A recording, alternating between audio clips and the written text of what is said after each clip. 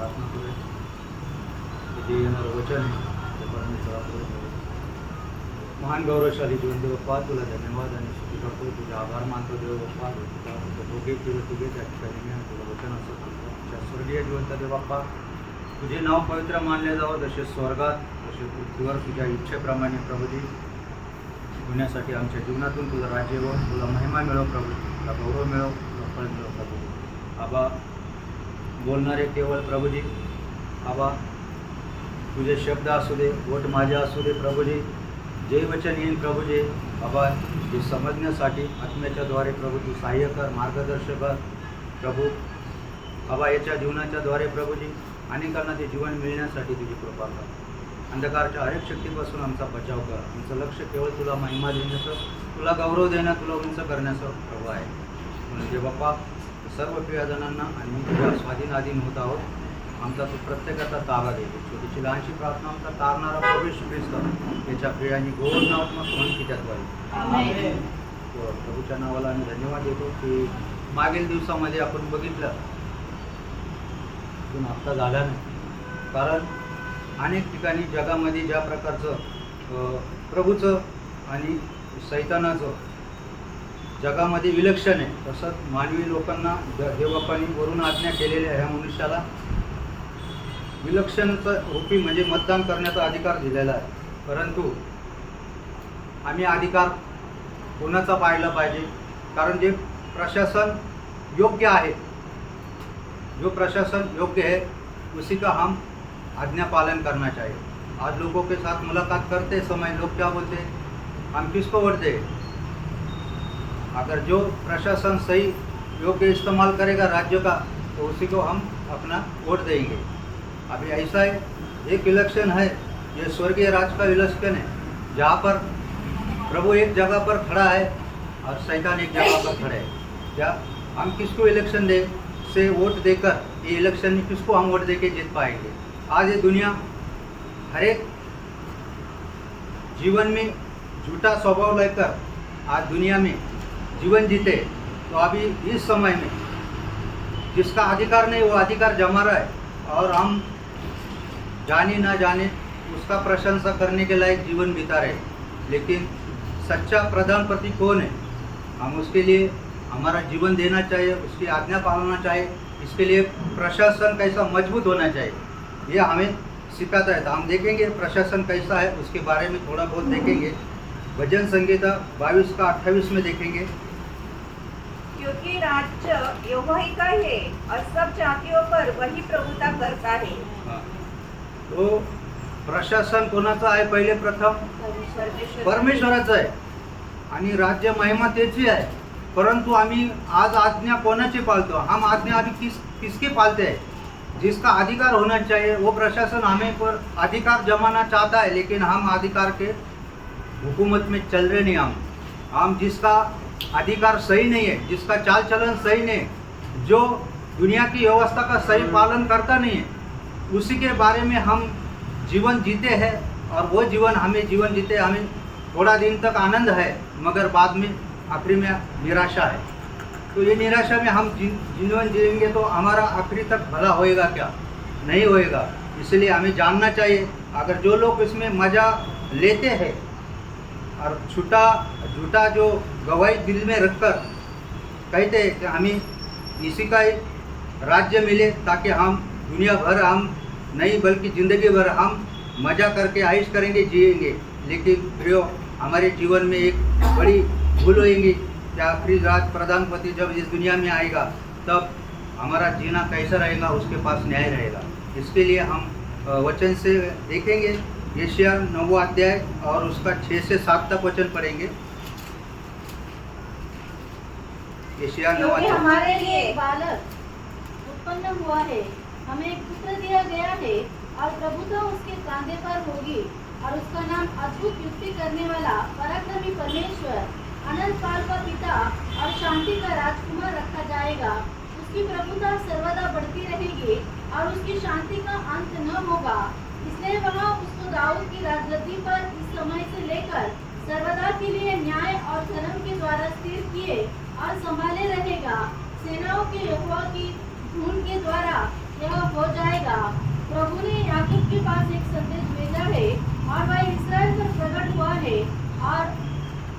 सारी प्रजा को, इब्राहिमों और शमरोन वासियों को मालूम हो जाएगा जो गर्व और कठोरता से बोलते हैं।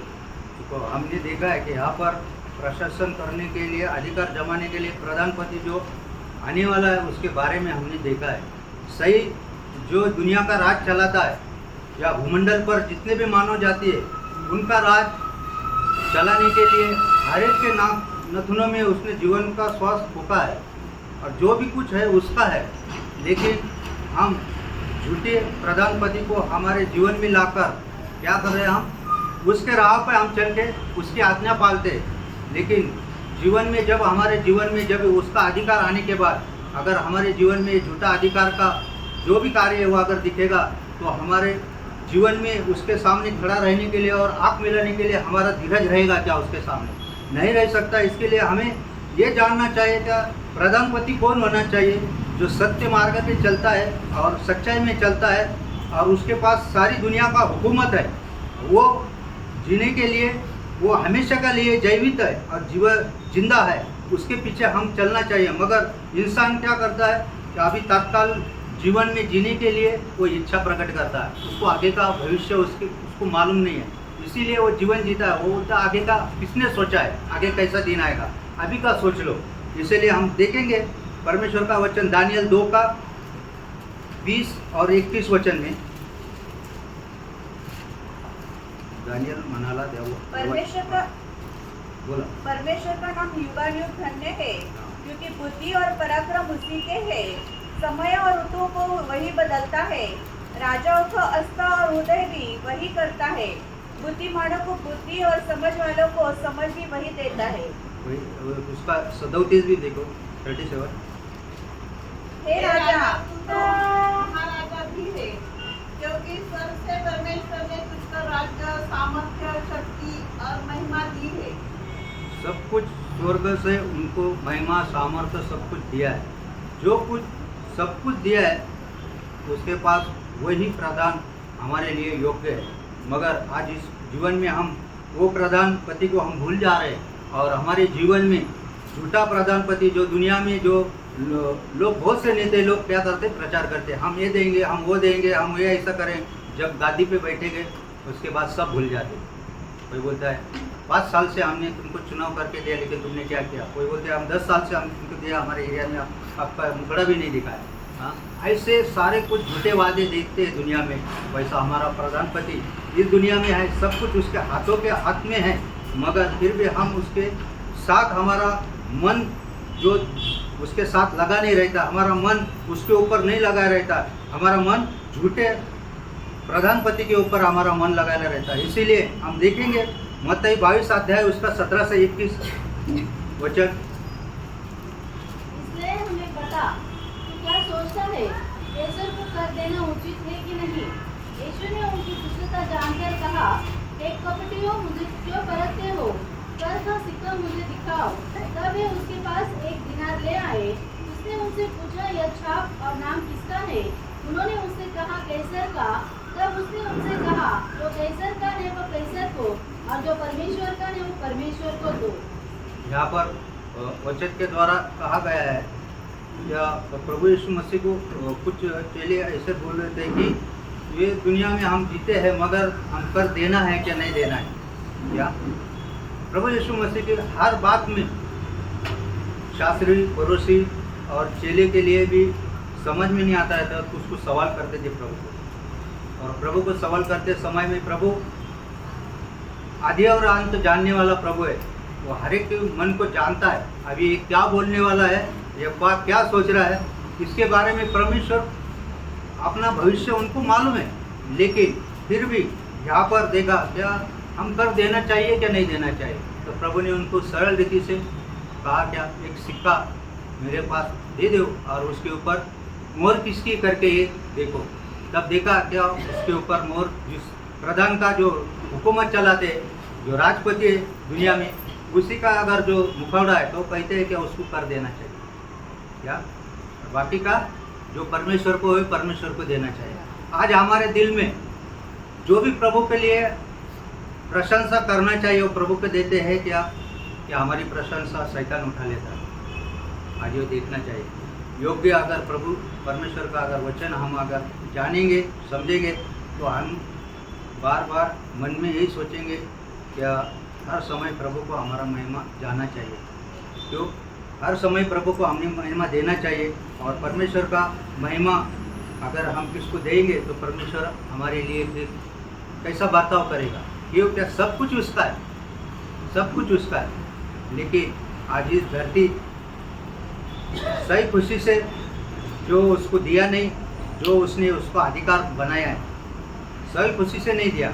उसने क्या किया, एक प्रकार का जैसा हम एक जगह पर अगर रहते तो दुनिया में अगर एक जगह पे रहते हैं तो हमारी जगह अगर 33 बाई 33 का है, गुंठा है, तो हम क्या करते हैं, अतिक्रम करने की कोशिश करते हैं। 2 फुट 4 फुट 5 फुट ऐसा बढ़ाते रहते है क्या नहीं। दुनिया में रहते हमारी जितनी कक्षा है उसी के अंदर हमने अगर रहेंगे तो परमेश्वर की महिमा हुई क्या। लेकिन शैतान क्या करता है, उसने उसका अगर ये धरती उसकी नहीं है, पृथ्वी उसकी नहीं, आकाश उसकी नहीं, लेकिन उसने क्या किया, अतिक्रमण किया। और परमेश्वर ने क्या किया, ठीक है ये तेरा नहीं है लेकिन तू चला इसको, कारोबार कर, तू कैसा करता है, क्योंकि आखिरी में उसका क्या है, नाश है। मगर दुनिया उसको भूल बैठी उसके पीछे। आज दुनिया क्या करते हैं, ना जाने अनजाने में अगर शैतान का नाम लेते हैं तो लोग बोलते हैं हाँ हम शैतान के जैसे जीते नहीं, लेकिन बर्ताव उनका उसके जैसा है, चाल चलन उसके जैसे। हम जीते नहीं ऐसा बोलते हैं, लेकिन जीने का संघर्ष है, उसी के वचन के अनुसार जीवन जीते। जैसा कि आज पवित्र जीवन जीना चाहिए, सत्य मार्ग पे चलना चाहिए, परमेश्वर को जो भावता हुआ वो जीवन हमें देना चाहिए। वो हमारे से नहीं होता है, होता है तो उससे में भी क्या होता है, मिलावट यानी कॉकटेल, दोनों एक जन मिलके उसको दे देते। तो हमारा जीवन में ऐसा होना नहीं चाहिए। उसको परमेश्वर को जैसा हम बोलते हैं कि ये दुनिया में सोना है, वो 24 कैरेट बोलेगा तो उत्तम, या 22 कैरेट बोलेगा तो इतना खास नहीं। एक जन को मैंने ऐसा ही बोला था क्या, और एक जन भाई भी मेरे को एक ऐसा बोला, बोले तुम्हारा बच्चा लोग का तुमने अच्छा विवाह किया, अच्छा आदमी लोग मिला है, और विवाह हो गया, अच्छा पति मिला है, और 24 कैरेट सोना है। मैं बोला काय का 24 कैरेट सोना है, तो टमाटे का कैरेट है। मैं बोला टमाटे का 24, हाँ वो कैरेट है, वो सोना सोना होता है और इंसान इंसान होता है। इंसान के नाकों में जो प्राण वायु डाला है परमेश्वर ने, उसका अगर वो प्रशंसा करेंगे, उसका महिमा करेंगे, उसका जीवन से हम चलेंगे, तो वो 24 कैरेट इंसान सोने से भी बाहर बनेगा, बन सकते हैं हम, मतलब उससे बढ़िया बनेंगे। लेकिन अगर वो जीवन ही हमारे में नहीं है, दिखने से हम सुंदरता है, आँख में अच्छा दिखाई देता है, रोशनी करके बोलते हैं हाँ उसके आँख बहुत पानी ज़्यादा ऐसे चमकदार है, काले है, नीले, नाक उसका बहुत अच्छा है, रंग रूप बहुत अच्छा है, मतलब दुनिया में देखने के लायक सुंदरता है। मगर परमेश्वर के लिए वो यूरोप है। हम परमेश्वर कैसा अंदर झाँक के देखता है, जो उसका जीवन में परमेश्वर को सुंदरता लगना चाहिए, वो सुंदरता परमेश्वर देखना चाहता है। वो सुंदरता हमारे में नहीं है, फिर हमारी दुनिया तारीफ करेगा तो क्या फ़ायदा है।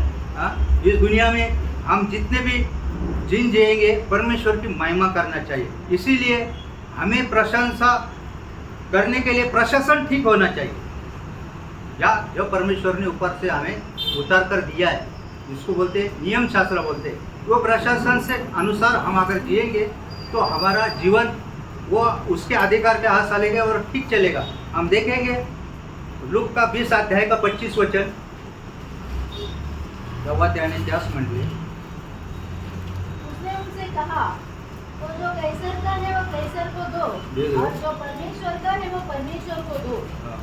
या ठिकाणी तुम्ही सांगितलं का, कॅन्सर एक राजा होता त्या राज्यामधला, आणि त्याचं त्याला द्यायला पाहिजे, परंतु ते देवाचं आहे, ते देवाला द्यायला पाहिजे। आपण बघितलं पाहिजे, बारकाईने विचार केला तर नाणी किंवा या कागदाच्या नोटा एका दिवसामध्ये ज्याचा अधिकार होता त्यांनी एका दिवसात म्हणजे काही तासात बंद करून टाकल्या कागदाच्या नोटा। काय अधिकार बंद। तसं परमेश्वर आमचा उद्धार करताय काय, तो मनुष्याच्या नाकातोंडातून जर श्वास घेण्याचा एका क्षणात बंद केलं तर आमचं काय होईल, काय होईल, काय आम्ही माती होऊ, काय माती होऊ।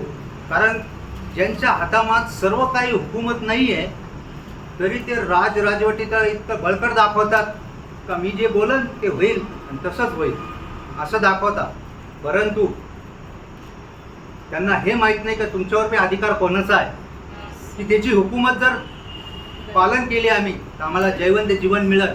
परंतु ते जीवन मिळवण्यासाठी आम्हाला काय करायला पाहिजे, समय द्यावा लागेल परमेश्वराच्या सानिध्यामध्ये. परंतु त्या लोकांना समय नाही आहे. जगामध्ये जग लुटायचं आणि मनुष्याला कशा प्रकारचं ठेसायचं हे आम्ही बघितलं. कारण सेवकांनी मागच्या टायमाला एक वचन सांगितलं होतं, मार्क त्याच्यावालं 10 अध्याय आणि त्याचं 42 वचनामध्ये ते मला ते वचनाच्या द्वारे मी बघ हा. तो यीशु ने उनको पास बुलाकर उनसे कहा, तुम जानते हो कि जो अन्य जातियों के हाकिम समझे जाते हैं वे उन पर प्रभुता करते हैं और वे उन्हें जो बड़े हैं उन पर अधिकार जताते हैं.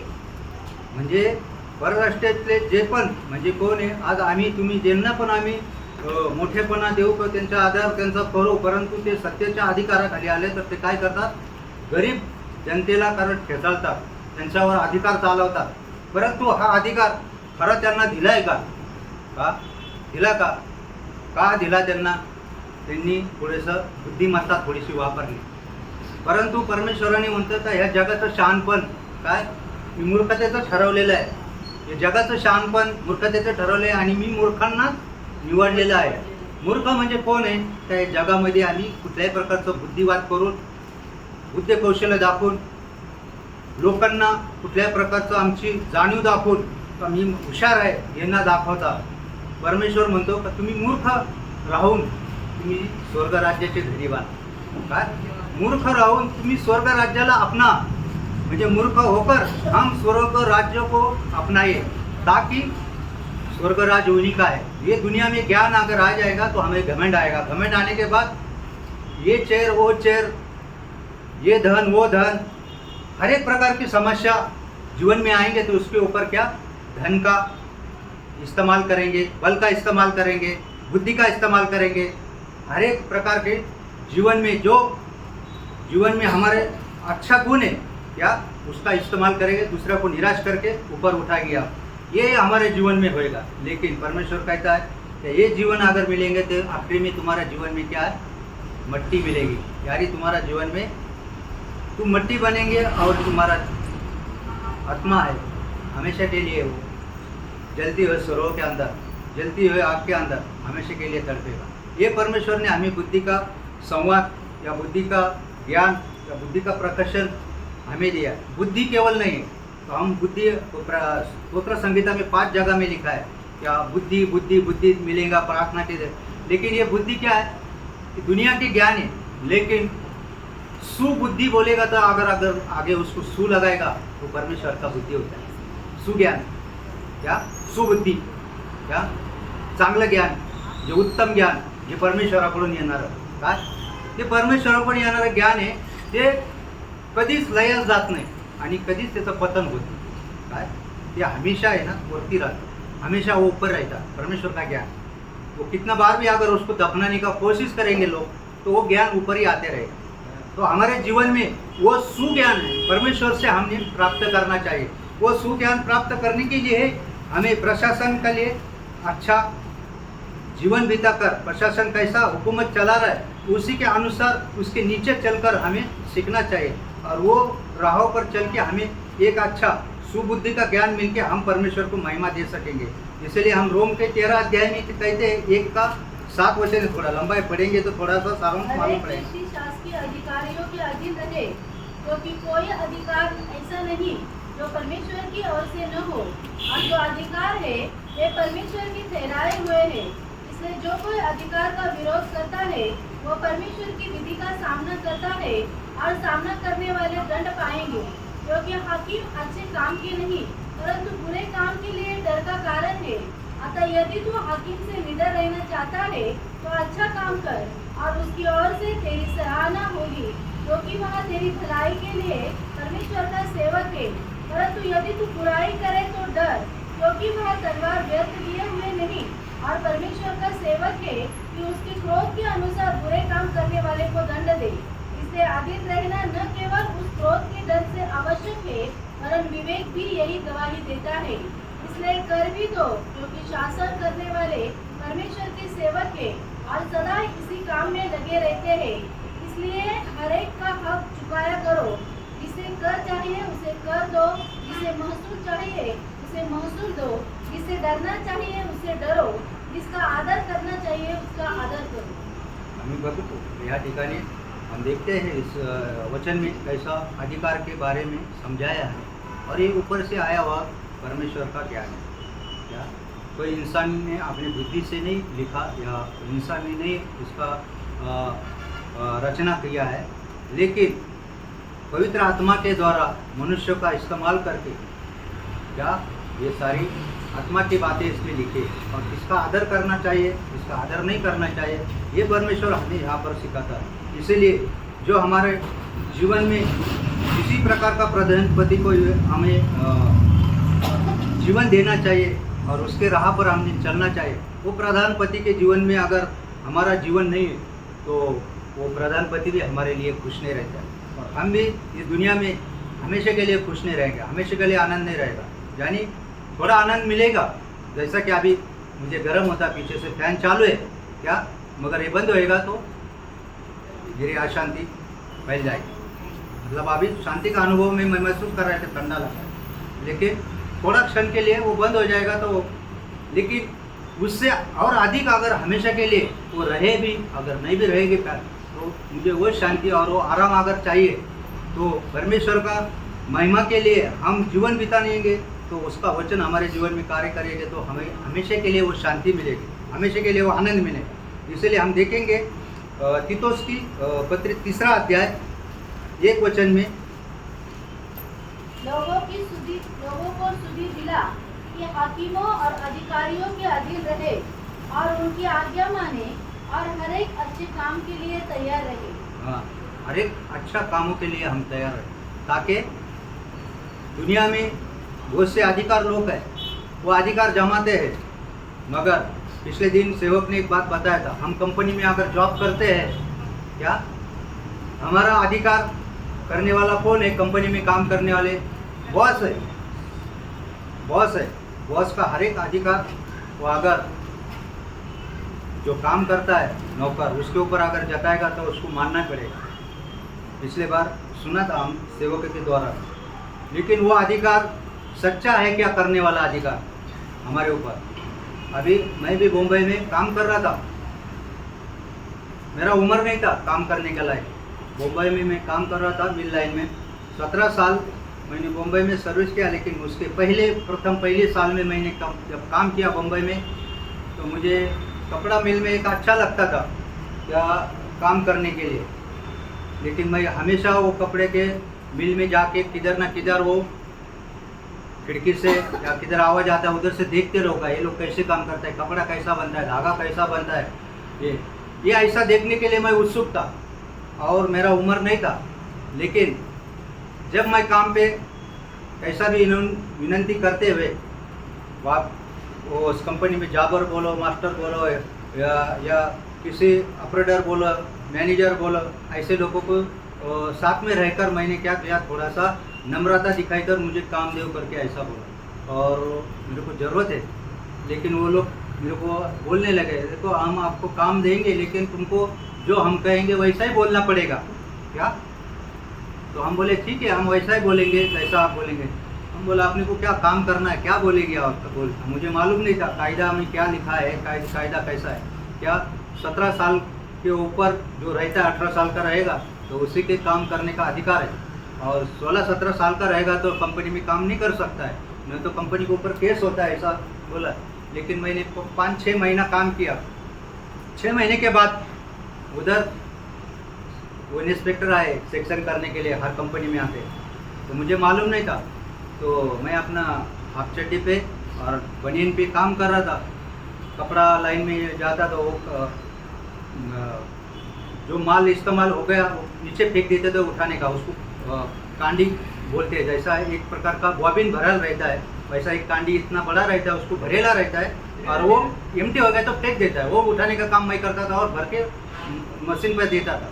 तो ऐसा काम करते करते अचानक सब जगह में अलर्ट हो गया। सब लोग बोले अरे भागो भागो, इंस्पेक्टर आया, इंस्पेक्टर आया। हम लोग अपने अपने जगह पकड़ के, मैं तो काम करता था, मेरे लिए कुछ डर नहीं था, मैं अपना अपना काम कर रहा था। तो मेरे को बोला ये तू पहला तू जा, तू इधर से उठा और उधर जाके कपड़ा बदली कर, या ऐसा। तो एक जन बोला नहीं नहीं, वो ऐसा कंडीशन में रहेगा तो चलेगा, आप पैंट पे रहने दो। 2-3 जन मेरे पास गलास उठा के रख दिया। और कोई आएगा तो तुम पूछेगा तो क्या काम करते हैं, तो बोलेगा मैं कैंटीन में का काम करता है, ऐसा बोले। मतलब क्या, मैं चाय वाला हूँ। अरे बोला वो चाय वाले भी, चाय वाले के तो कैंटीन में केस हो जाएगा। बोले ये इतना छोटा बच्चा लोग रखते नहीं उधर क्या। तो बोले बोलने का हमारा खुद का कैंटीन है और मेरा मम्मी वहाँ पर दुकान पे है और मैं उसका छोटा लड़का उधर दुकान पे है। ऐसा थोड़ा घुमा फिरा के उन्होंने मेरे को बोला हाँ ऐसा बोलेगा क्या। हाँ मैं बोला हाँ ऐसा बोलेगा। अभी मेरे तक तो आया नहीं, लेकिन सब लोग अलर्ट हो गए। मतलब जैसा बॉस बोलेगा वैसा झूठ बोलना पड़ता है। कहने का मतलब क्या है, जिसका अधिकार है वो अधिकार कंपनी में नहीं चलता है। वो अधिकारियों को नीचे हमें काम करना है। अगर वो बोलेगा ना तुम कैंटीन वाला है क्या, हाँ कैंटीन वाला है बोलने का। तुम साहब है क्या, हाँ साहब बोलने का। जैसा हम बोलेगा वैसा ही बोलने का। तो मैं बोला ठीक है ऐसा ही बोलूँगा, मैं कैंटीन में काम करता हूँ क्या, मैं इधर काम नहीं करता हूँ। नहीं तो तू ऐसा बोलेगा यहाँ पर काम करता है तो कंपनी के सेट पर केस हो जाएगा और तू तेरे लिए भी वो मुसीबत होएगा, काम नहीं मिलेगा। मैं बोला ठीक है ऐसा है। तो मतलब क्या है, इस दुनिया में अगर बॉसगिरी जो बॉस करते हैं इस दुनिया में है, सब लोग है, सब परफेक्ट नहीं है। लेकिन जो गरीब से गरीब है, जो दुनिया में परमेश्वर ने उसको चुना है, लेकिन वो जीवन बिताता है और वो जीवन के बारे में कुछ को अगर शब्द से बोलता है तो वो अधिकार सच्चे है वो बनने का, ताकि वो परमेश्वर का अनुक्रमण कर रहा है, अनुयायी है। इसीलिए वो कुछ ना कुछ परमेश्वर की बातें समझ के बोलता है तो वो सही है। लेकिन दुनिया में हम अगर जीवन बिताएंगे तो हमारा जीवन कैसा रहेगा, सब झूठ मूठ का जो जीवन रहेगा। इसलिए हमारा जीवन में वो झूठ मूठ बातें रहकर हम दुनिया में थोड़ा हंसी मजाक लेके आनंद उठा सकते हैं, लेकिन परमानेंट आनंद नहीं उठा सकते। परमेश्वर के राज में हमें अगर जाना है तो सच्चाई पे चलना चाहिए। इसीलिए परमेश्वर का वचन कहता है, 1 पेत्रस 2 अध्याय उसका 13 से 17 वचन है, राज्य की श्रेष्ठता म्हणून त्यांच्या अधीन असा, देवाचं वचन म्हणता येते। प्रभु के लिए मनुष्य के ठहराए हुए हर एक प्रबंध के अधीन हो। राजा इसलिए कि सब पर प्रधान है और हाकिम के, क्योंकि वे कुकर्मी को दंड देने और सुकर्मियों को प्रशासन के लिए उनके भेजे हुए हैं। क्योंकि परमेश्वर की इच्छा यह है कि तुम भले काम करके द्वारा निर्बुद्धि लोगों की अज्ञाता की बातों को बंद कर दे। अपने आप को स्वतंत्र जानो, पर अपनी इस स्वतंत्रता को बुराई के लिए आड़ न बनाओ, परंतु अपने आप को परमेश्वर की दास समझकर चलो। सबका आदर करो, भाइयों से प्रेम रखो, परमेश्वर से डरो, राजा का सम्मान करो। म्हणून आपण या ठिकाणी पाहतो, हम इस तरह से अभी देखते हैं वचन के द्वारा कि आदर कैसा करना चाहिए और परमेश्वर का जीवन हमें कैसा बन के रहेगा, तो कैसा परमेश्वर का जीवन में आदर में रहने के बाद हमें भी कैसा आनंद मिलेगा। ये परमेश्वर का वचन है। क्या इंसान अपने अच्छा धर्म के काम से या हमारे भले कृति के द्वारा हम परमेश्वर को प्रसन्न नहीं कर सकते। हम अपना स्वभाव के द्वारा जितने भी हमें अच्छा लगता है वो काम करने से हम परमेश्वर को प्रसन्न नहीं कर सकते क्या। लेकिन परमेश्वर का वचन के अनुसार, परमेश्वर का जो करार दिया हुआ, जो वचन दिया हुआ, वो वचन के अनुसार अगर हम जीवन जिएंगे तो परमेश्वर प्रसन्न हो सकता है। इसलिए परमेश्वर कहता है क्या, रोम 10 की 13 अध्याय में, कारण परमेश्वर स्वकर्मांनी देव संतुष्ट होत नाही, परमेश्वराचं वचन सांगतं। म्हणून आपण 10वा अध्याय आणि 13 वचन रोमकारात वाचूया। क्योंकि जो कोई प्रभु का नाम लेगा वो उद्धार पाएगा। म्हणून उसका 14 वचन में, फिर जिस पर उन्होंने विश्वास नहीं किया वे उसका नाम कैसे ले, और जिनके विषय सुना नहीं पर कैसे विश्वास करे, और प्रचार बिना कैसे सुने। म्हणजे ज्यांना आम्ही सांगितलंच नाही तर ते कसे विश्वास करतील। ज्यांना सांगायला पाहिजे, आम्ही बोलायला पाहिजे प्रभूबद्दल, तर ते विश्वास करतील, ते ऐकतील, ते विश्वास धरायला लागतील। म्हणून परमेश्वराचं वचन सांगतं की ज्यांनी ऐकलं तर त्यांचं कर्तव्य आहे की परमेश्वराचं कथन आम्ही करायला पाहिजे। म्हणजे लय जास्त कथन करण्यापेक्षा, जास्त तुमचं म्हणतात वाजवण्यापेक्षा अल्प समयामध्ये अल्प शब्दात आम्ही ट्रॅक्स पण देऊ शकतो. काय मी तारण प्राप्त केलं, शांती प्राप्त केली, तुझ्या जीवनात पण तिला तसंच मिळालं जे मिळालं नाही ते. असं एवढं बोलून बी आम्ही परमेश्वराचा संदेश त्याच्यापर्यंत पाठवू शकतो. आणि समयानुसार देवाने आम्हाला जर तसं सिच्युएशन करून ठेवलं तर आम्ही त्याला आमच्या जीवन कसं बदली घाला ती साक्ष आम्ही देऊ शकतो. आणि देवाच्या वचनानुसार आम्ही त्याला वचन सांगून त्याला अनेक रीतीनं चांगल्या रीतीनं आम्ही त्याला समजून सांगू शकतो.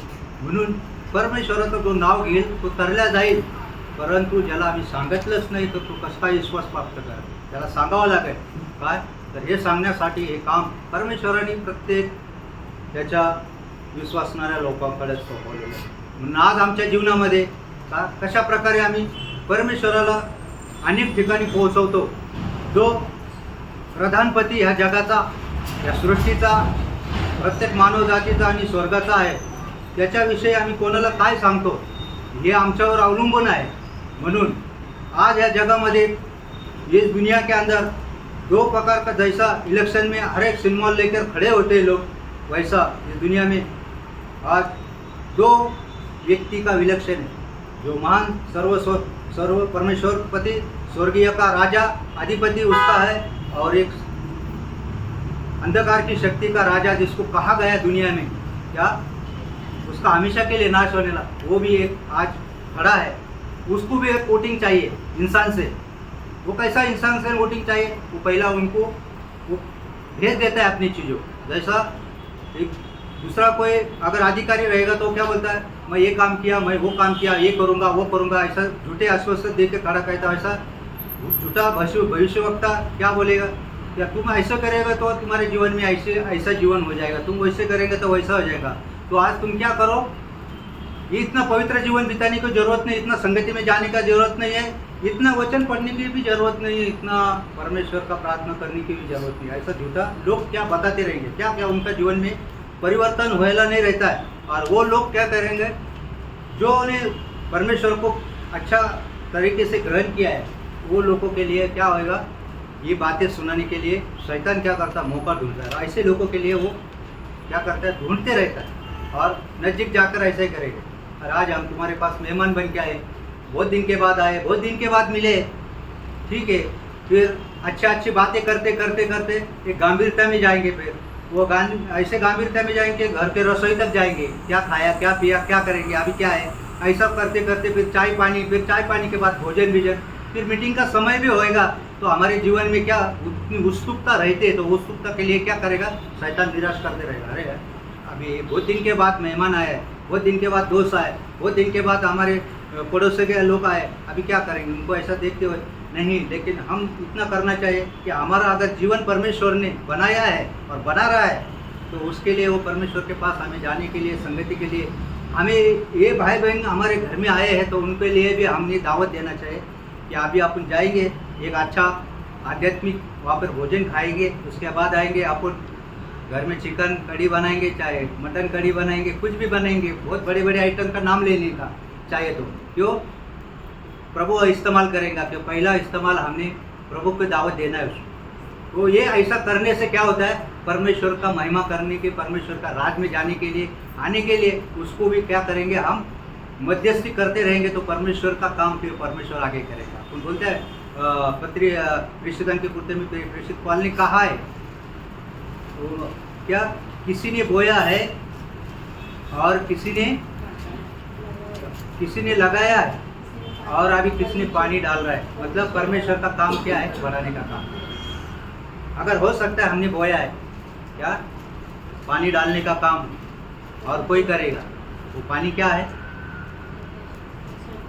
हमने पानी का बीज बोया है, वचन बोया है, लेकिन पानी का डालने का काम है हमारी प्रार्थना के आंसुओं का पानी गिराना है वो भाई के बहन के लिए, ताकि वो प्रभु में आए. जहाँ पर वचन पड़ा है, जहाँ पर बीज बोया है, अभी वचन से बोया है बीज, लेकिन हमारे पानी आँखों का एक तरस आकर हमने प्रार्थना करना चाहिए कि वो प्रभु में बढ़ना चाहिए. वहाँ हमारा आंसू गिरना चाहिए ताकि परमेश्वर रुकना चाहिए, देखना चाहिए काय के लिए गड़गड़ा रहा है, काय के लिए रोता है। जैसा परमेश्वर का सेवक कहता है क्या, जब जब भी हम आंसू बहाते हैं तो हमारे आंसू गुठली में भरा जाता है क्या।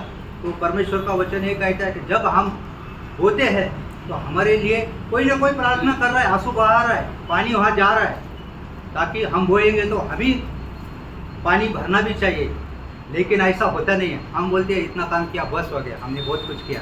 ऐसा कभी कभी दिल में तसल्ली हो जाता है, लेकिन ये तसल्ली ठीक है क्या? कितना भी हम काम करेंगे तो प्रभु के लिए कम है।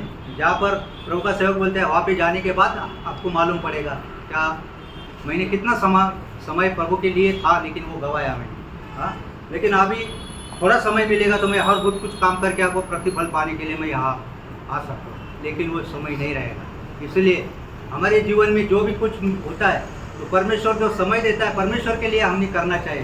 तो देखेंगे हम परमेश्वर का वचन यशायाह 64 का उसका 6 वचन में कहा है कि हम सब भेड़ों का नहीं भटक गए थे परमेश्वर से क्या, आम्ही सगळे अशुद्ध। हाँ, हम तो सबके सब अशुद्ध मनुष्य की से थे और हमारे धर्म के काम सबके सब मैले चिंदोड़े के समान है।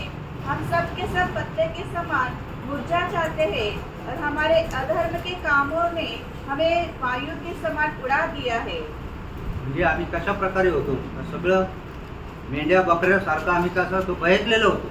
काय म्हणतात ना, एक मेंढरू धन्याच्या पाठीमागे चालतं मान घालून, तर ते चालतं, धनी जिकडे चालतो त्याला समजतं काय।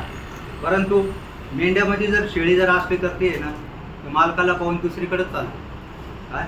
तसंच आज प्रभू आमचा मेंढपाळ आहे, परंतु आम्ही ते मेंढरं बनूनच जीवन जगायला पाहिजे, त्याच्या पाठीमागे चालायला पाहिजे। जर कारवड आणि आम्ही जर बकरी जर बनलं तर होऊ शकतो आम्ही त्या मेंढपाळाच्या पाठीमागे शेवटपर्यंत चालू शकत नाही। आमचा प्रवास है, हमारा जो परमेश्वर का जाने का जो सफ़र है वो आखिरी तक जा नहीं पा सकते हैं। अगर हम एक मेंढपाल के जैसा हम अगर बकरे के समान नहीं जिएंगे, हम एक बकरे की अवस्था में अगर रहेंगे, क्या हमें अपना मन से जीने का अधिकार मुझे है, मैं अपना मन से भी जीऊँगा, ऐसा अगर सोचेंगे तो एक बकरे के तरह हम जीवन बिताएंगे। हमें मेंढपाल ने हमें एक कोकरू बनाया है। हाँ, मेंढर की अवस्था में हमें रहना है, जाकि उसको किसी प्रकार का परमेश्वर बोलता है क्या उसको मैंने सिंह नहीं दिया कि किसको वो मारे या किसको उपद्रव दे, लेकिन परमेश्वर कहता है कि उसके समान रहना चाहिए, जैसा मैं तुम्हारा मेंढपाल हूँ। परमेश्वर चाहता है, हम भटक गए थे, लेकिन हमें भटकने से भी परमेश्वर ने हमें ढूंढकर उसने क्या किया है, हमें सही रास्ता पे लाया। एजकेल उसका 33 अध्याय उसका 13 वचन में हम पढ़ेंगे।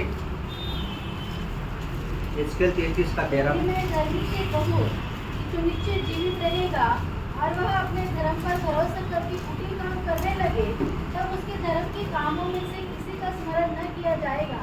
जो कुटिल काम उसने किया हो वह उन्हीं में फंसा हुआ मरेगा।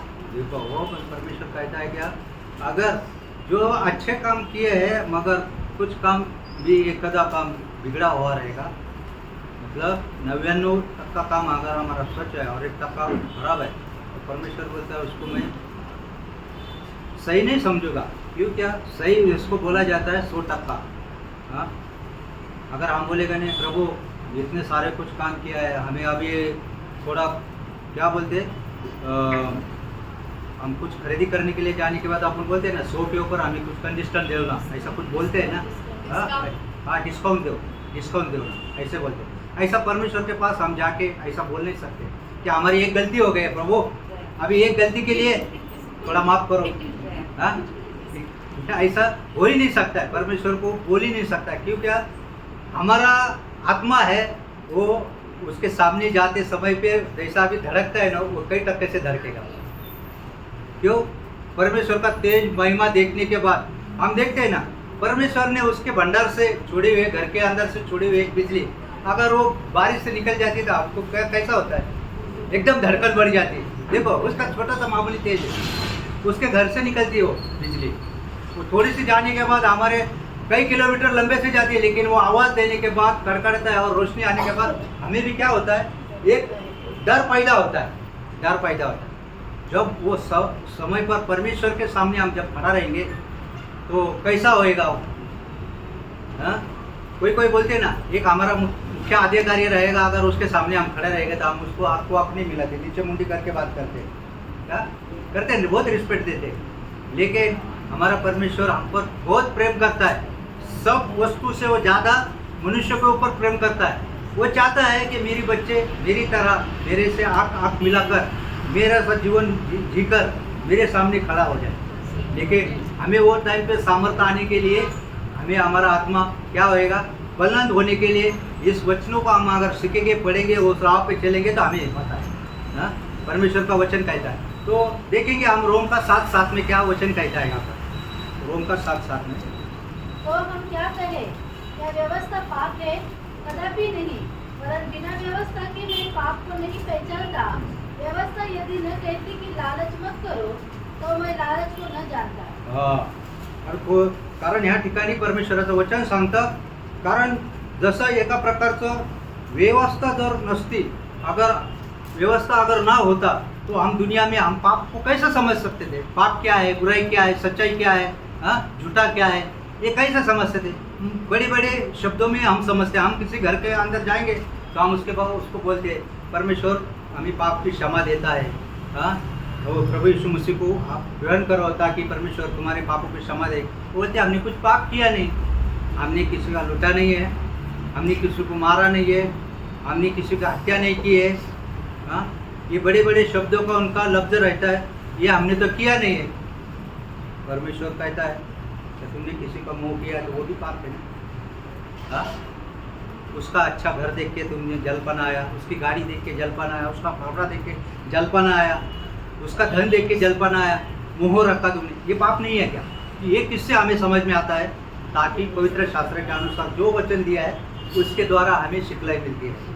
जैसे कि इंसान के शरीर में कितना डिग्री, शरीर में क्या बोलते हैं उसको, तापला हिंदी मध्ये काय म्हणतात, टेम्परेचर कितना है, हाँ? मतलब कितना टेम्परेचर है, तो वो टेम्परेचर दिखाने का काम क्या करता है? टेलीस्कोप करता है क्या करता है? वो करता है। तो वो खाली दिखाने का काम करता है, वो अच्छा करने के लिए नहीं काम करता है। उसको क्या खाली लगाएगा तो बताता है हाँ 95, 75, 110, 104, उसको खाली वो दिखाने का काम करता है। तो इसीलिए परमेश्वर का वचन है, हमें ये दिखाने के लिए काम करता है पवित्र शास्त्र। तो तुम्हें क्या करना है, क्या नहीं करना है, क्या करना है, क्या नहीं करना है। अगर पवित्र शास्त्र से अगर सब कुछ सही होता तो मूसे के पास दिया हुआ धर्मशास्त्र, वही 5 ग्रंथों का, 6 ग्रंथों का हमें छोटा किताब मिलता था, या ये 66 किताब का बुक है, ये नहीं मिलता था। फिर सही अगर वो पाले होता तो, लेकिन वो छोटा किताब भी नहीं पाल सके। ताकि परमेश्वर का वचन है, नियम शास्त्र का वचन है, जो इंसान पाल नहीं सकता है बराबर, क्या उसमें आदि एक ही व्यक्ति ने जो पाला है, परमेश्वर का पुत्र बनकर जो आया यीशु मसीह, उन्होंने वो पाला। और अभी वो जो पाला है उसने क्या किया, पीछे का जो आगे की जो बातें थी वो उसने क्या किया, वो बाजू करके नया बात वो हमें हमारे लिए सिखलाई दिया। और वो परमेश्वर की कृपा का संदेश हमें दिया। विश्वास के बारे में हम परमेश्वर को योग्य ठहराते हैं। नियम शास्त्र तो है हमारे लिए, मगर विश्वास के द्वारा हम परमेश्वर के सामने योग्य ठहर सकते हैं। अगर विश्वास नहीं करेंगे, सब कुछ बातों के लिए ज्ञान प्राप्त करेंगे, इसमें ये है, उसमें वो है, शास्त्र में उसमें वो है, सब कुछ जानेंगे, ज्ञान इतना जानेंगे क्या, एक साइंटिस्ट को भी चंद्रमा के बारे में कुछ मालूम नहीं है, धरती के बारे में मालूम नहीं, ये परमेश्वर का लोगों को मालूम होएगा ऐसा बोलेंगे। परमेश्वर का लोग नहीं बोलेंगे, परमेश्वर का ग्रंथ पढ़ने वाले को आया हुआ एक बुद्धि वाले को मालूम पड़ेगा। लेकिन वो सही है क्या? उसको बुद्धि आने के बाद, सब कुछ ज्ञान आने के बाद, अगर उसने अपना जीवन को समर्पण करके प्रभु के द्वारा हमें तारण नहीं प्राप्त किया तो जीवन हमारा व्यर्थ है। इसीलिए हमें ज्ञान नहीं पाना है तो परमेश्वर का वचन पाकर जीवन पाना है हमें। क्या वो ज्ञान के साथ ही परमेश्वर का वचन दिया है। जैसा परमेश्वर ने बार बार कहा है कि मैंने मूर्खों के लिए चुना है। क्या अभी यहाँ पे सब लोग मूर्ख है क्या? अगर मैं बोलूँ मैं 2-3 क्लास का पढ़ा हो, कोई बोलेगा मैं एक भी नहीं पढ़ा, तो वो सबसे ज़्यादा मूर्ख है क्या? इधर तो 10वीं वाला है, 12वीं वाला भी बीकॉम किया है, फिर भी परमेश्वर का वचन कहते हैं कि वो मूर्ख है। मतलब क्या? दुनिया के बातों के लिए वो शानपन नहीं मांगता है, वो शाना नहीं मांगता है। दुनिया के लिए हमें मूर्ख बनना है और परमेश्वर के लिए अच्छा बनना है। इसीलिए परमेश्वर ने मूर्खों के लिए चुना है। तो इसका मतलब ये नहीं कि यहाँ पर सारे कुछ मूर्ख लोगों को लेके आया, लेकिन परमेश्वर कहता है कि पढ़े लिखे ले जो भी है वो ज्ञान पाने चाहिए, और जो पढ़े लिखा नहीं है वो सुन के ज्ञान पाना चाहिए। क्या हमें ये देखना चाहिए? तो हम देखेंगे, अगला वचन भी देखेंगे, रोम की 3:20 में देखेंगे। क्योंकि व्यवस्था के व्यवस्था कामों के से कामों से कोई प्राणी उसके सामने धर्मी नहीं ठहरेगा, इसलिए कि व्यवस्था के द्वारा पाप की पहचान होती है। हां, कारण व्यवस्था पापाची ओळख कशा प्रकारे होती? कामाच्या द्वारे होती।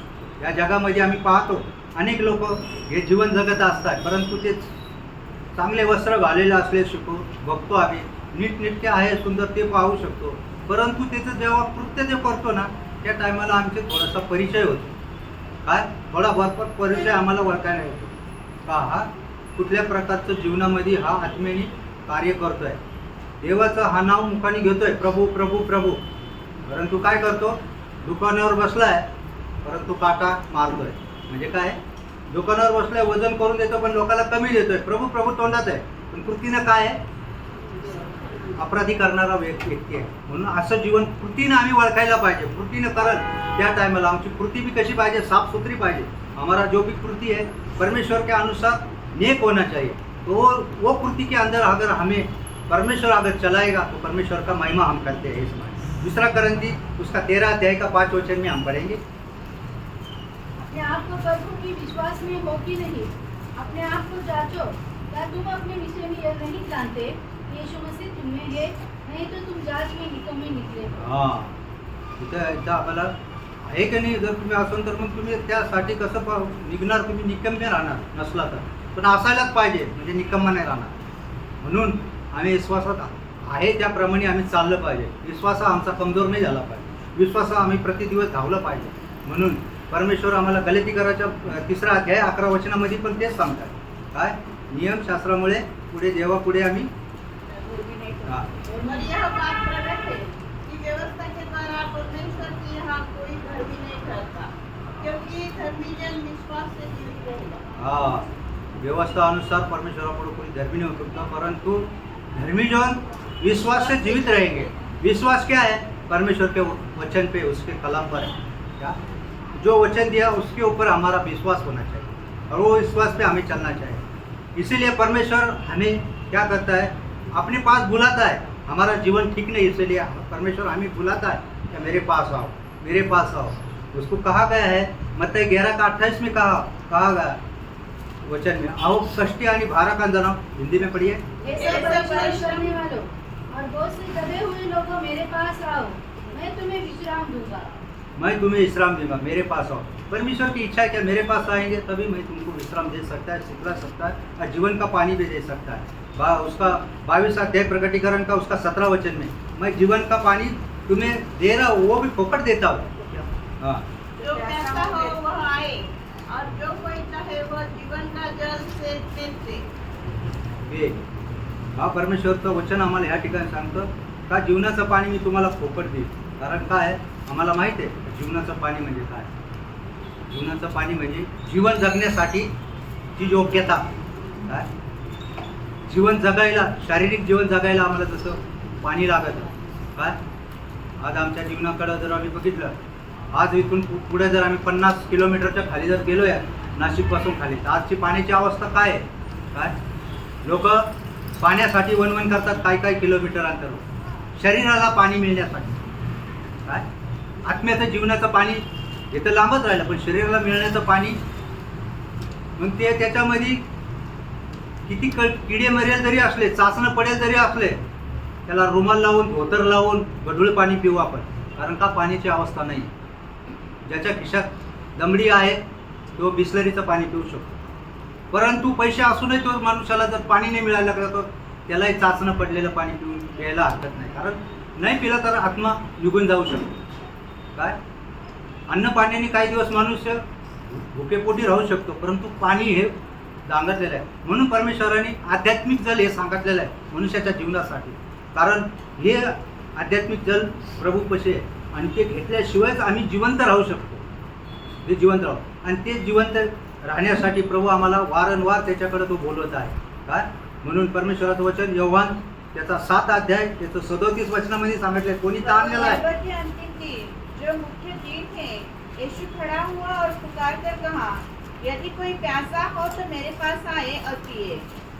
कोई प्यासा है वो मेरे पास आके पिए. अभी प्यास को ये दुख सजन में सभी को लगता है, लेकिन सभी के पास सब कुछ धन है, लेकिन परमेश्वर की भूख लगने वाला वही खाली धर्मी लोगों के पास है. सब कुछ है लेकिन वो प्यास नहीं है. हमें परमेश्वर का संगति का प्यास है, परमेश्वर का वचन का प्यास है. परमेश्वर का वचन से दिया हुआ पास चलने के लिए वो प्यास हमें चाहिए. वो केवल धर्मी लोगों के पास है दुनिया के अंदर. और धर्मी कौन है? जो प्रभु में विश्वास रख के जीवन बिताते हैं, वही धर्मी है जो यीशु मसीह पर विश्वास लाया. तो हमें देखना है कि परमेश्वर का वचन यशाया 55:1 में कहा है, अहो ताणल्यानो तुम्ही सर्व माझ्या जलाशय.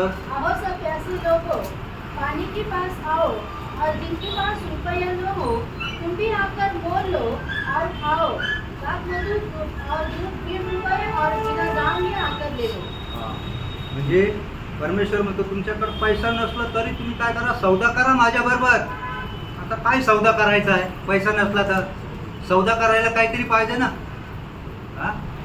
आम्हाला एकच आहे, परमेश्वराकडं सौदा करण्यासाठी आमचा विश्वास खर्च करा. विश्वास हे मोठं धन आहे. काय? विश्वास हे मोठं धन आहे. आणि विश्वास मनुष्याकडे असला तर परमेश्वर म्हणतो तुम्ही माझ्याबरोबर सौदा करा. पैसा नसला तरी जगामध्ये काही सौदा करायचा असला तर पैसा अडका लागतो. परमेश्वर म्हणतो तुमच्याकडं ह्या गोष्टीला जर खरेदी करायचं आहे तर तुमच्यासाठी खाली विश्वास काफी आहे. विश्वासाच्या द्वारे आम्ही परमेश्वराला प्रसन्न करू शकतो आणि विश्वासाच्या द्वारे जीवन मिळवू शकतो.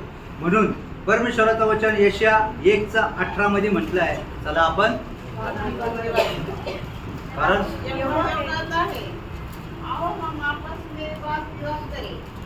तुम्हारे बाप चाहे लाल रंग के हो तो भी वे उनके समान उजले हो जाएंगे, और चाहे अग्रवानी रंग के हो तो भी वे उनके समान श्वेत हो जाएंगे. तर आम्ही बघितलं कारण प्रशासन ठीक असलं तर कार्य होऊ शकतो. काय? प्रशासनच ठीक जर नसलं तर त्यावर काय शिस्त काहीच कामाची नाही. बेशिस्त होतो. प्रशासन ठीक असलं तर शिस्त राहते. आपण काय डिसिप्लिन काय तर आपल्या सेवकाच्या द्वारे आपण डिसिप्लिन शिकतो आहे. ते आर्मीमध्ये होतो. कारण की डिसिप्लिन म्हणजे कसे आहे एकदम कडेकोट. काय आम्ही पाहतो दुसऱ्या शामिल त्याचा 7 अध्याय 14 वचन शिस्त कशी पाहिजे. दूसरे शामिल मैं उसका पिता ठहरूंगा और वह मेरा पुत्र ठहरेगा. यदि वह अधर्म करे तो मैं उसे मनुष्यों के योग्य दंड से और आदमियों के योग्य मार से ताड़ना दूंगा. जर तो चुकला तर मी त्याला काय दयावय करणार नाही. तर माझ्या इच्छानुसार ज्या प्रकारचे त्याला ती सजा आहे द्यायची ते दंड बी देणार. म्हणजे याला म्हणतात परमेश्वराची डिसिप्लिन वचनानुसार. दुसरे इतिहास 7 अध्याय 13-14 वचन. कारण समय झाला आहे. यदि मैं आकाश को ऐसा बंद करूं कि वर्षा न हो, या टिड्डियों को देश उजाड़ने की आज्ञा दूं, या अपनी प्रजा में मरी फैलाऊं, तब यदि मेरी प्रजा के लोग जो मेरे कहलाते हैं दीन होकर प्रार्थना करें और मेरे दर्शन की खोजी होकर अपनी बुरी चाल से फिरे, तो मैं स्वर्ग में से सुनकर उनका पाप क्षमा करूंगा और उनके देश को जो कर त्यों कर दूंगा. कारण का परमेश्वराचं वचन आम्हाला आहे. कारण याला शिस्तचा आधार आम्ही नाव देऊ शकतो. कारण ज्या प्रकारे परमेश्वर म्हणतो ज्या अर्थी जसं केलं पाहिजे तसं मी केलं तर तसं करा. कारण देवाचं वचन सांग. कारण तो नियम आहे. योग त्याचं 5 अध्याय 17 वचन. देख क्या ही धन्य है वह मनुष्य जिसको परमेश्वर ताड़ना देता है. इसलिए तू सर्वशक्तिमान की ताड़ना को तुच्छ समझ जा. ज्याला परमेश्वराची ताडना देतो तर त्याला तुच्छ मानायला नाही पाहिजे. परमेश्वराची शिस्त आम्हाला काय आहे त्या योग्य रस्त्याने चालवण्याचा प्रयत्न करत आहे. आणि ते जर आम्ही त्याला तुच्छ जर मानलं तर आमचं जाणं ज्या ठिकाणी पाहिजे त्या ठिकाणी जाणं नहीं होना. जिस जगह पे हमें जाना चाहिए वो जगह पर हम ठिकान पे पहुंच नहीं सकता है. तो अगर वो शिक्षा को हम अगर सही नहीं सकेंगे, पालन नहीं करेंगे, तो परमेश्वर का वचन कहता है यहाँ पर यह स्तोत्र संहिता उसका 6 का 1। हे यहोवा, तू मुझे अपने क्रोध में न डाल और न झुंझलाहट में मुझे ताड़ना दे। हाँ, अपने क्रोध में मत डालो, अपना इसमें हमें उसका ताड़ना मत दे, ताकि परमेश्वर का समय हमें शिक्षा देकर सीधा करने के लिए, उपयोग में लाने के लिए परमेश्वर हमें वचन का इस्तेमाल करता है। वो वचन है हमें जीवन देता है। तो भजन संहिता उसका 38 का 1। हे यहोवा, क्रोध में आकर मुझे झिड़क न दे और न जलजलाहट में आकर मेरी ताड़ना कर। हां, तो आम्ही त्याची क्यू करून परमेश्वर म्हणतो माझ्याकडे तू काय कर, लक्ष देऊन त्या गोष्टीकडे लक्ष दे। तर आम्ही गिडगिडायला त्या अवस्थामध्ये राहूनच परमेश्वराकडे आम्ही काय करायला अपेक्षा करायला पाहिजे। भजन संहिता त्याचं 73 ते 14 वचनामध्ये पण तिथं ते वचनाच्या द्वारे परमेश्वर आम्हाला शिकवतो। क्योंकि मैं दिन भर मार खाता आया हूँ और प्रतिभोर को मेरी ताड़ना होती आई है। हां, भजन संहिता त्याच्यावालं 89 चं 32। तो मैं उनके अपराध का दंड छोटे से और उनके धर्म का दंड कोड़ों से दूंगा। हां, कशा बकाने देणार? सोटोसे आणि हे कोडोसे, म्हणजे परमेश्वराचं वचन आहे आम्हाला कशा प्रकारे देईल त्याचंही त्यांनी नियम दाखवून दिला। भजन संहिता त्याचं 94चं त्याचं 12 ते 13 वचन। मेरे 94। आज्ञाएं धन्य है वह पुरुष जिसको तू ताड़ना देता है और अपनी व्यवस्था सिखाता है, क्योंकि तू उनको विपत्ति के दिनों में उस समय तक चैन देता रहता है जब तक दुष्टों के लिए गड्ढा नहीं खोदा जाता। या। क्योंकि तो परमेश्वर या ठिकाणी देवाचं वचन आम्हाला वचनाच्या द्वारे तो घडवण्याचा प्रयत्न करत आहे। परमेश्वर का वचन है इंसान को कैसा बनाना चाहिए, कैसा मोड़ना चाहिए, वो उसको बनाना चाहता है। जैसा कि भजन संहिता 118 का 18 में कहा गया है। 118 का 18। परमेश्वर ने मेरी बड़ी ताड़ना तो की है, परंतु मुझे मृत्यु के वश में नहीं किया। परमेश्वर हमें ताड़ना देता है, लेकिन मृत्यु के वश में उसने नहीं किया, ताकि वो हमसे ज़्यादा प्रेम करता है। क्या प्रेम करता है? अपन अपने लेकरावर प्रेम करतो, हम अपने बच्चे पे प्रेम करता है, उसको इतना ताड़ना देते हैं क्या उसका जान चला जाए? नहीं, ताड़ना ऐसा ही देंगे ताकि उसका जान चला नहीं जाए। हाँ, लोक बोलतात ना, दुनियाचे लोक म्हणतात हा साप मेला पाहिजे, काठी तर तुटली नाही पाहिजे, साप तर मेला पाहिजे, त्यांचं दोन्ही व्हायला पाहिजे। कसं आहे? दोन्ही व्हायला। परंतु परमेश्वराचं वचन या ठिकाणी काय म्हणतं की परमेश्वराचं वचन या ठिकाणी सांगतं 119:67। उससे पहले मैं नहीं हुआ, भटकता था, परंतु अब मैं तेरे वचन को मानता हूँ। हाँ, उसका 75। हे यहोवा, मैं जान गया कि तेरे नियम धर्ममय है। आज तूने अपनी सच्चाई के अनुसार मुझे दुख दिया है। हा, देवाप्रमाणे मला दुःख दिला, आदर दिला, पण त्याच्या नियमानुसार आहे की माझ्या मी जाणलं म्हणतो। नीतिसूत्र त्याच्यावालं आपण बघूया 3 अध्याय 11-12 वचन। ये मेरे पुत्र, यहोवा की शिक्षा से मुंह न मोड़ना, और जब वह तुझे डांटे तब तू बुरा न मानना, क्योंकि यहोवा जिससे प्रेम रखता है उसको डांटता है, जैसे कि बाप उस बेटों को जिसे वह अधिक चाहता है। हां, मत्ताई त्याचा 18 अध्याय 15 ते 17 वचन। 2 वचन आहे, कारण भरभरवाचा टाइम जास्त झालाय। यदि तेरा भाई तेरे विरुद्ध अपराध करे तो जा और अकेले में बातचीत करके उसे समझा। यदि वह तेरी सुने तो तूने अपने भाई को पा लिया। यदि वह न सुने तो 1 या 2 जन को अपने साथ और ले जा, कि हर एक बात दो या 3 गवाह के मुंह से निश्चित हो जाए। यदि वह उनकी भी न माने तो कलीसिया से कह दे, परंतु यदि वह कलीसिया की भी न माने तो तू उसे अन्य जाति और महसूल लेने वाले जैसा जा। या ठिकाणी आम्हाला परमेश्वराचं वचन सांगतं, पण मध्यस्थी करण्याचा कोणाचा अगर तुला वाद मिटवायचा असेल तर कशा प्रकारे तू करायला पाहिजे, आम्ही तो संवाद वचनातून पाहिला, आगे बघितला। परंतु ते लूक त्याचा 12 अध्याय 47 आणि 48 वचनामध्ये काय म्हणतात? 12 अध्याय 47-48 वचन। वह दास जो अपने स्वामी की इच्छा जानता था और तैयार न रहा और न उसकी इच्छा के अनुसार चला, बहुत मार खाएगा। परंतु जो नहीं जानकर मार खाने के योग्य काम करे वह थोड़ी मार खाएगा। जिसे बहुत दिया गया है उससे बहुत मांगा जाएगा, और जिसे बहुत सौंपा गया है उससे बहुत दिया जाएगा। Yes. परमेश्वर का वचन म्हणते ज्याला खूप दिलेलं आहे त्याच्याकडून खूप प्राप्त केल्या जाय मागितल्या जाईल. ज्याच्याकडे थोडं दिलं आहे त्याच्याकडून पण मागितल्या जाईल, परंतु ज्याला जास्त दिलं आहे त्याच्याकडून भरपूर मागेल. पहिले करंती त्याचा 5 अध्याय त्याचं 1 ते 5 वचन आपण वाचतो. पहिले यहाँ करंती तक सुनने में आता है कि तुम में व्यभिचार होता है, वरन ऐसा व्यभिचार जो अन्य जातियों में भी नहीं होता कि एक मनुष्य अपने पिता की पत्नी को रखता है, और तुम शोक तो नहीं करते जिससे ऐसा काम करने वाला तुम्हारे बीच में से निकाला जाता, परंतु घमंड करते हो। मैं तो शरीर के भाव से दूर था, परंतु आत्मा के भाव से तुम्हारे साथ होकर मानो उपस्थिति की दशा में ऐसे काम करने वाले के विषय में यह आज्ञा दे चुका हूँ कि जब तक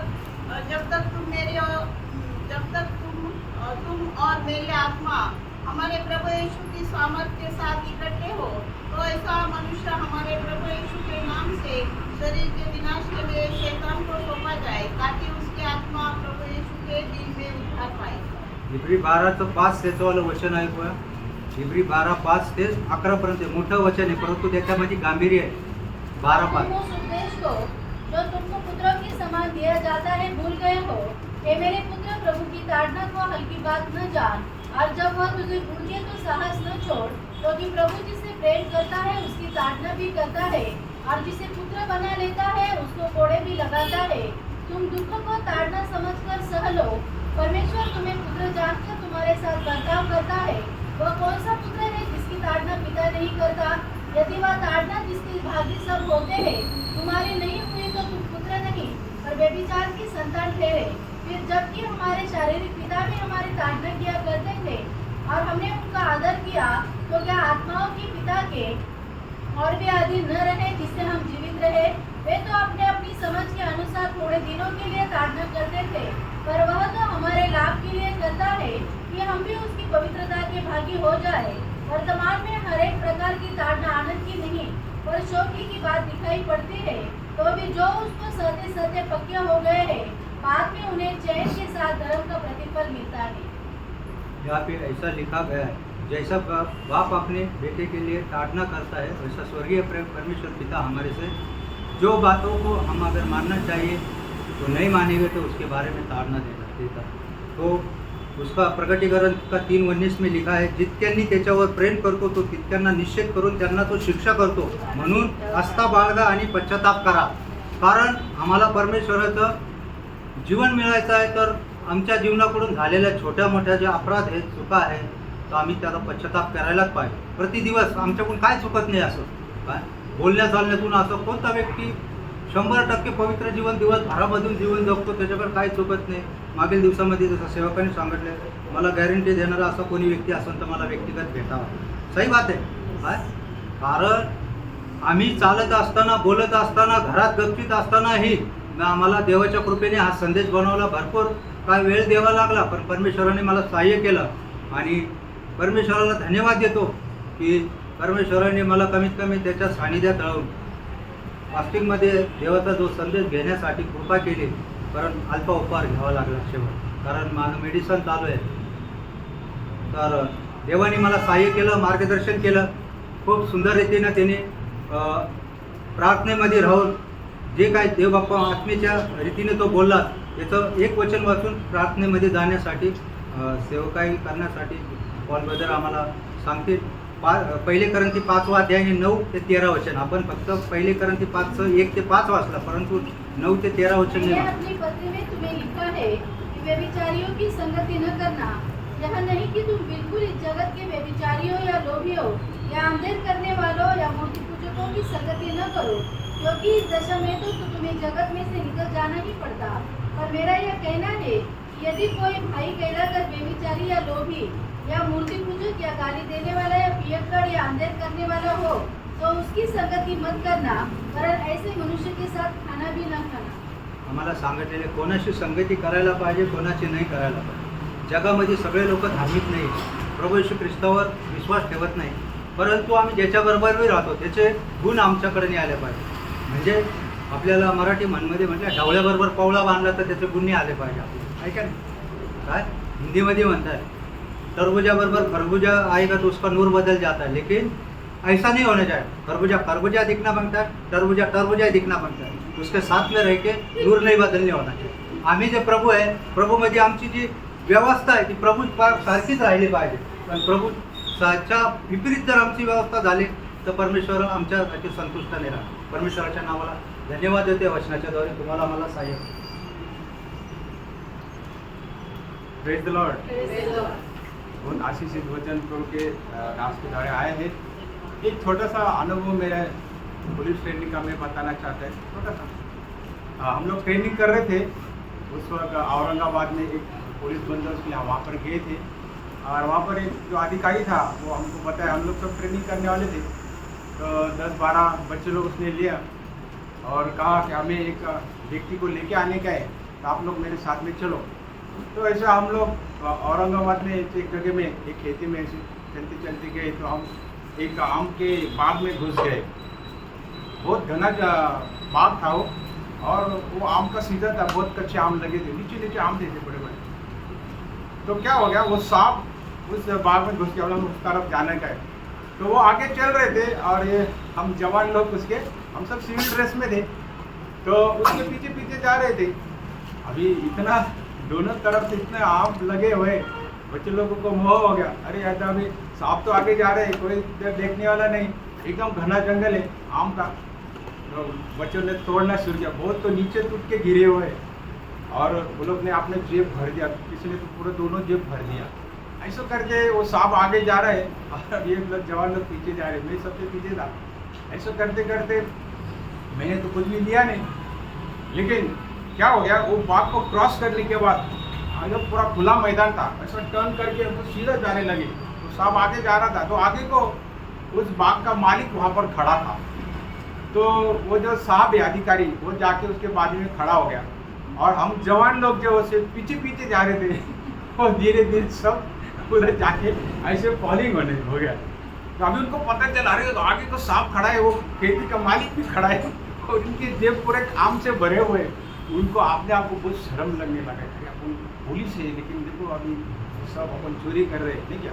लेकिन उस वक्त उनको मोह हो गया, तो देखने वाला तो कोई नहीं, और उनको बहुत शर्म लगा, और शर्म क्या कारण लगा, तुरंत तो सब जेब में से सब नीचे फेंकना शुरू कर दिया। लेकिन उस वक्त मेरे को थोड़ा तसल्ली लगा, अच्छा होगा, मैं कोई भी मोह हो रहा था, 2-4 नीचे गिरे हो तो ले ले, बोलो नको बाबा, अपन दूसरे का एरिया में है, नहीं क्या। तो कहने के लिए क्या है, ये जीवन का हमारा एक सफ़र है, नहीं क्या।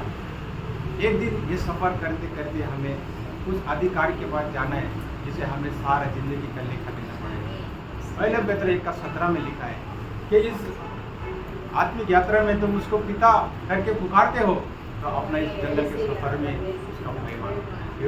एक दिन हमें सब बात करने देना पड़ेगा। आज जरूर परमेश्वर ने सबको स्वातंत्र दिया है, लेकिन इसका मतलब नहीं कि हम कुछ भी करें। अधिकार भी दिया है, ऊंचा अधिकार है, मध्यम अधिकार है, छोटा अधिकार है, ये सब अधिकार प्रभु ने दिया है, लेकिन इस अधिकार को हम कैसे इस्तेमाल करते हैं, एक दिन इसका हिसाब किताब होने वाला है। उपदेशक में 12-13-14 में लिखा है, सब बातें सुन ले हैं, सब बातों का एक ही सारांश है, परमेश्वर का भय माने, क्योंकि परमेश्वर हर एक बात भली हो बुरी हो उसका हिसाब करने वाला है। इसलिए प्रियो, प्रभु ने हमको जरूर आज़ाद किया है, हमारे सारे गुनों को माफ़ कर दिया। इसका मतलब ये नहीं कि हम कुछ भी कर सकते। इसलिए आपका संदेश भी बहुत आशीष रीति से हमारे पास आए हैं। हम सब लोग प्रार्थना में रहेंगे। तब